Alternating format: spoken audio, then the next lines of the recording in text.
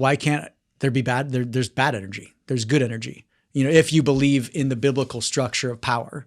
And so we had a really interesting moment with Victor Marx, a brilliant friend of ours, and he's on the front lines of the battle with CSAM in the U.S., which is child sexual abuse material. Is that's not the dude who can flip the guns around? Yeah, that is. That's him? Yeah. He did it to Nathan. He did it to me, yeah. Bro, that guy's But do you guys believe in demons? Yeah. Oh yeah. You do. Yeah. What do you think a demon is? A dark spirit. Yeah, spirits. The Bible says that they can be attached to you. And so it's energy. We're going to get into theoretics here. Yeah. But everything's energy, right? And energy isn't lost, it's just transferred. Energy doesn't disappear.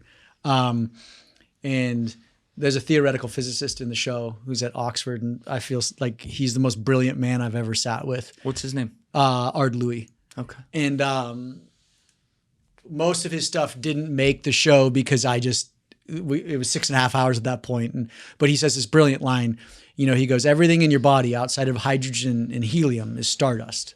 We're cooked up in the furnace of stars. And so he talks about energy transfers, and it'll end up going somewhere, all this material. But if everything's energy, why can't there be bad? There's bad energy. There's good energy. If you believe in the biblical structure of power. And so we had a really interesting moment with Victor Marx, a brilliant friend of ours, and he's on the front lines of the battle with CSAM in the U.S., which is child sexual abuse material. Is that's not the dude who can flip the guns around? Yeah, that is. That's him? Yeah. He did it to Nathan. He did it to me, yeah. Bro, that guy's a gangster. He's a beast. If you ever want to talk with him, I would love to talk with that guy. You've seen that video, right, Dave, where the guy just stands there? Yeah. Yeah, let us know. We'll plug you into his group. Oh, yeah. He's cool as shit. But he prayed over both Chris and I, and he's like, hey, I don't want to get too much into the weeds because it was a gnarly story. But he's like, yeah, I'm gonna pray, and I'm gonna call out if you have any demons. And I was like, kind of, it's not, it isn't much. But as soon as he started praying, my veins would pulse up and down, and I was watching them just like bubbles moving through my veins, and then my eyebrows started twitching so fast, and the moment he finished that prayer, everything went black, super calm, and he's like, okay, everything is going to change after this, and sure enough, full systems of my life just started collapsing. People in it, people turning on me, it was crazy. And I'll leave it at that. But I believe I had 5 demons attached to me. 5? Oh, you counted them. It was very specific. His prayer is very specific. Interesting. And it's about letting go. So, he's like, say what comes to mind. And I was always in the beginning battling it, because I'm like, no, that's not it. That's not it. And then as soon as I started talking, he would ask me more questions, and it just started going. And he's like, I've had people lunge at me and try to kill me when I'm praying this prayer. Not a good idea. Yeah. What do you think, Chris?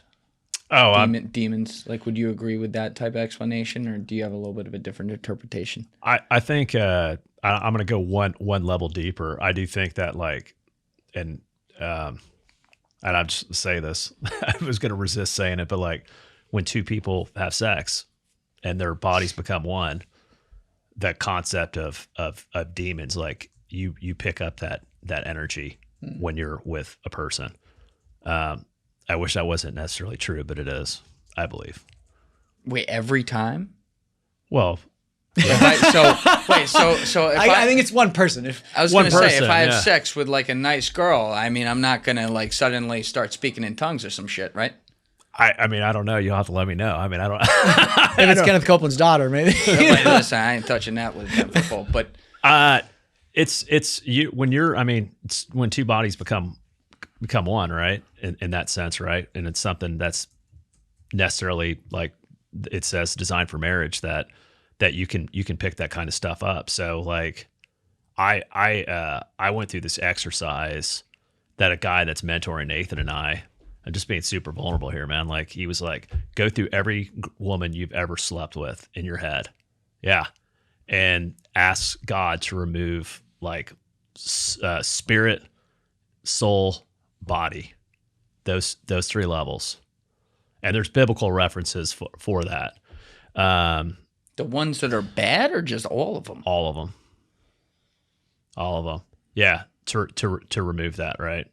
Because there's still an attachment that's there, whether that's good or bad. Okay, so you're not defining it as good or bad. No, I'm just saying like whatever that is, right? But there's an attachment that's there. But oftentimes, like all of us have bad energy within us. We're not perfect, right? Yeah. So you do pick up bad with just about anything, right? Yeah. What I was tracking when you were explaining this, Nate, is like you're using the term energy, legit, and I'm thinking also vibes. And I actually kind of like what you're saying.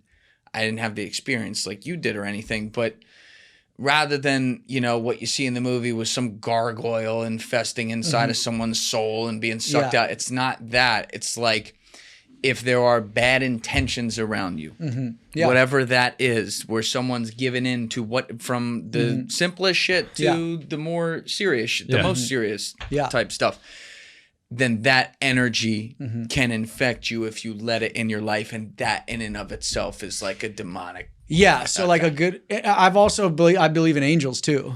Like when I was on my life flight back, when I was 16, I fully remember this white being just sitting right above me. It's the only thing I remember those 2 weeks. And it was on the plane the whole flight back. And it could have been the nurse. I don't know, but all I remember is this thing never left me the whole flight back. And then as soon as I went into the ambulance on the runway, it went away. There's things in the world that cannot be explained, right? Whether it be something like that during a traumatic event, or, things lining up in a weird way. Sometimes just like weird patterns. And you're like, wait, why is that person, why were they at that thing when I'm at that thing? And whatever it is, I don't know. I'm not God and I can't define that. But that's my one real pushback with people who are just like a pure atheist. I'm like, how does it all come from nothing? I just can't. Maybe it's beyond my human ability to comprehend that could be the case. I don't know. Even if there's 10 quadrillion layers between me and whatever's at the top, I have no idea. It could be 1, could be 10 quadrillion, or whatever the number is. It's like there's some energy there. And there's something that sometimes puts things in your path that you're like, you either need to say no to, or say yes to, or say thank you to. Yeah. And that might be that example right there. And I don't think, that's what I'm saying. I don't, the demon and angel thing, even if it's just more symbolic rather than literal, I'm okay with that. I think there's something to it though. For sure. Have you felt that in your life? Like just these moments, like where you have like this? Yeah. Absolutely. And you're like, I gotta get rid of this. And sometimes I blow it too with good situations. Yeah. And I'm like, damn it. Like that was there for me to do something. And I didn't do something with that. And then I think about the probability, like the math in my head of that thing having been in that situation. I'm like, that was so low and that happened. And that's the 3rd time that's happened in a week. And I blew that. It's like, yeah, I definitely think there's something there. Even if you go like beyond to like dream states, like deja vus and stuff. I mean, come on, like where's that coming from? That happens to me once a month. Wow. Minimum. Yep. I'll get one. I've been in this studio before and had people say stuff, and in my head I'm saying the words before they say it. That, and I see that and I'm like, nah, that's not, I don't do mushrooms. You know what I mean? Like that's not that. So what's going on there? Like I try, I'm sure I fail plenty of times, but I try to be humble in the face of what I don't know. That's how I live my life. And like, I try to live my life and do way more good than bad, and try to learn from when I do things that are wrong, because I'm gonna have to answer to something. And whatever that is, I hope that's gonna be a very good day for me. You know what I mean? Yeah. Well, there's this, I can't remember who said this, but it's an atheist, and it was an atheist and a Christian, and they were debating. They're pretty well known. Jordan Peterson. I can't remember.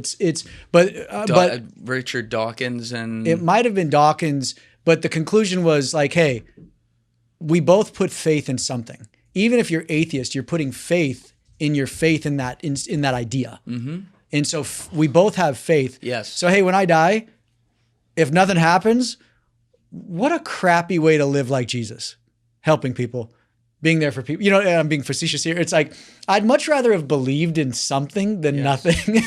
And then, hey, if I wake up in heaven, or or my energy goes back. Like I see it as, I'm like, we were just with Blurry Creatures. I don't know if you know that podcast. Rad dude. His name's Luke Rogers. And he's all about the weird things. And then he correlates it to scripture. So like Bigfoot, Nephilim, giants, and he has all these really unique, like extraterrestrials. He has all these brilliant scientific minds on his show. But we were talking about like this idea of energy. And okay, if there's a creative energy out there that created everything, our solar system, us, and it created this out of love, it just wants its energy back. And I fully, like, this is just this idea, and I talked with Ard Louis about this, like, when I die, isn't that just my soul going back? You know what I mean? Like my physical body dies, the matter of my body dissolves, and it goes into some other brilliant animal or plant, but that energy, that sliver, just kind of goes back to the creator. And I'm like, that's just this visual I have in my mind right now, is like this energy that's outside of our dimensions, but it created this, it breathed, as the Bible story goes, it breathed life into our nostrils, and it just wants, that life's going to go back home. Yeah. And in the interim, you and I, Julian, can connect in a deeper realm than just well, now they're seeing like plants talk and everything, communicate. It's like everything's in this form of communication, but it's like, maybe it's that energy in you and energy in me talking to each other. Maybe it's Chris's energy in him and in me talking to each other. That's not even our own energy. When I saw my daughter be born and I just broke down out of sheer amazement and awe, that wasn't me. Like I was like, this energy is so much more powerful than anything I've ever. Something was forcing you. Something was allowing me to experience this overwhelming, like from my head to toe, and sometimes. But that's not you. It is. I think it's the energy in me allowing me to feel that. That is what ultimate love is.